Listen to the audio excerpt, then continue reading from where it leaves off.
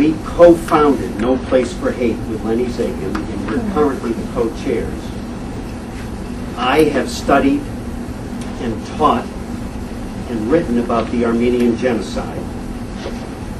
By any objective criterion, it was a genocide.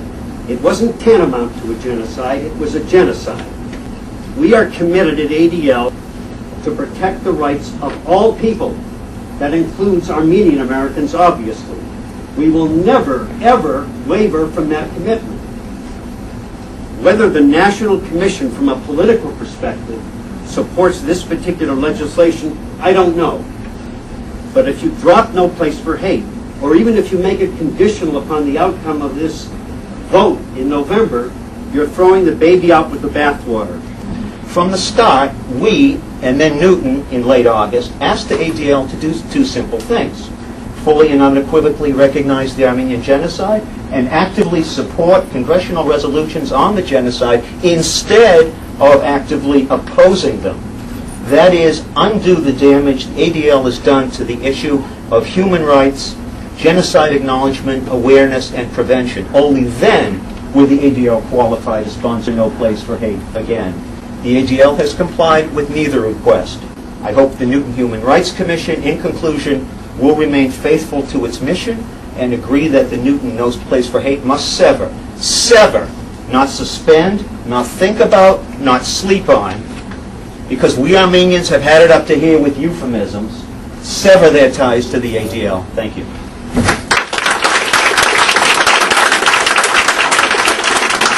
I do come to speak on behalf of the Armenian National Committee of Eastern Massachusetts.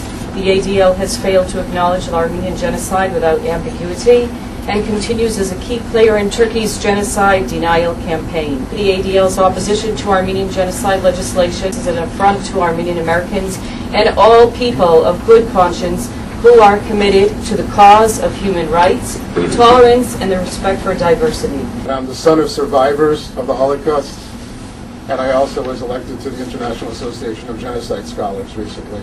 For the last 20, 30 years, what angers me as a Jew is that here you have the ADL, one of the greatest civil, ethnic, racial rights organizations. They have, at the top level, opposed the Armenian genocide for 20, 30, 40 years, long as Foxman was in charge. Turkey could not harm a single hair of a single Jew in Turkey if it wants to enter the European Union. They are not in a position to advocate and to put a stamp of approval where human rights are concerned. The real message to send is no.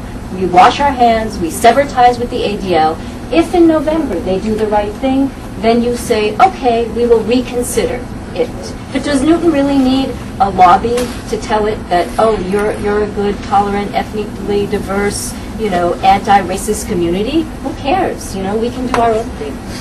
What bothers me is that the leadership of the ADL, what is most egregious is that they know that Turkey has maintained continuously a well-financed program of lies and deception to rewrite history. Knowing that, and then under pressure, only partially acknowledging that a genocide took place is beyond belief. They lack the moral leadership, they lack the courage, and any program that is sponsored by the ADL cannot be defended.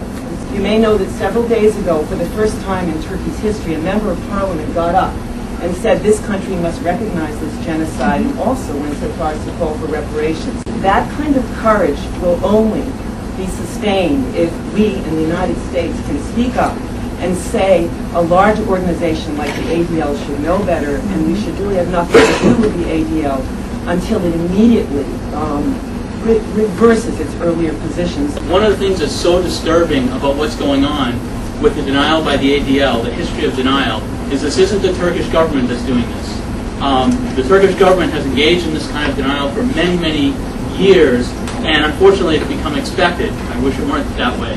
The ADL, however, is very different from a cynical government covering up a past crime. It is one of the most respected human rights, civil rights, racial rights organizations in the world, and has been trading on that respect, which is so richly deserved for so many great things it's done in history, to turn around and not just deny Armenian history, but really to engage in hate speech, which is what genocide denial is, and to engage in political lobbying, turn itself into a lobby arm of the Turkish government in order to have political impact on Armenians' quest for long-term justice, long-term recognition. I also understand that the ADL is looking into itself, but the reality is that that great trust that it has so richly deserved has been eroded by this horrible hypocrisy. And for me personally, the only way I can come to trust the ADL again, at the national level especially, is if they're willing right now to change their position unequivocally.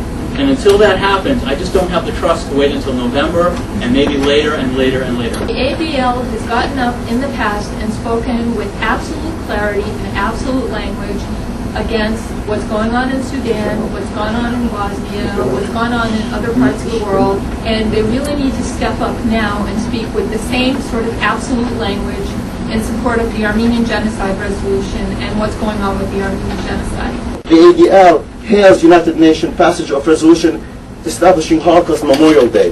The ADL urges Massachusetts State House to take a stand against genocide in Darfur. So the ADL does take positions. Congress does pass resolutions in Congress commemorating genocides and Holocaust days. But when it comes to the Armenian genocide, this is a political issue, is that what you say? Is the Darfur a political issue?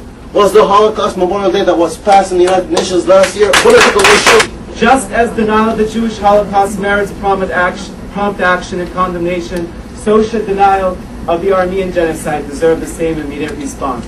Rabbi Hillel said it best: if I am not here for myself, then who will be for me, and if not now, when? I want to thank the members of the regional ADL for standing with us on this issue, but please understand us. We have been waiting for the recognition of our history for all our lives. And every day we have to wake up and hear Mr. Foxman say something new, offensive. He most recently said that the Armenian Genocide resolution in Congress is a counterproductive diversion. He is calling our struggle to recover our dignity a counterproductive diversion. So please understand us when we are frustrated and we cannot wait any longer. I am offended and I'm hurt, as you can see. And I don't want to give the national ADL and Mr. Foxman one more day. The failure of the world to recognize the Armenian genocide is one of the gravest injustices of the 20th century ongoing into the 21st century.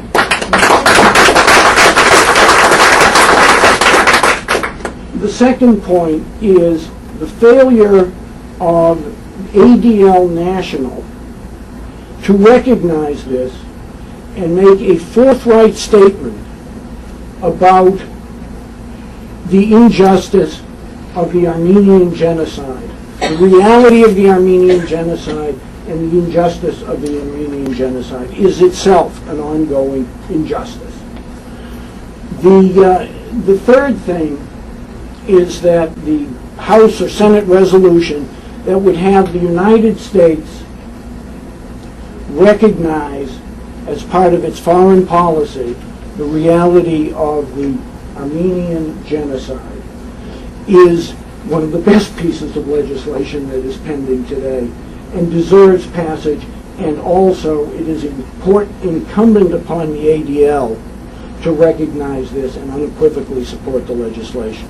Hearing the voices of the Armenian community and hearing my own, Jewish conscience speaking out inside, I cannot say that we are able to be in the same boat with the ADL. To associate a human rights campaign with one that is that awry is the problem. And so that, I feel, would damage what we are trying to do too much. So the current motion before the Human Rights Commission is to immediately cease participation in the No Place for Hate program until national ADL takes definitive action consistent with the objectives stated in the Human Rights Letter Mr. Foxman dated 8/24, which we just... All those in favor say aye. Aye.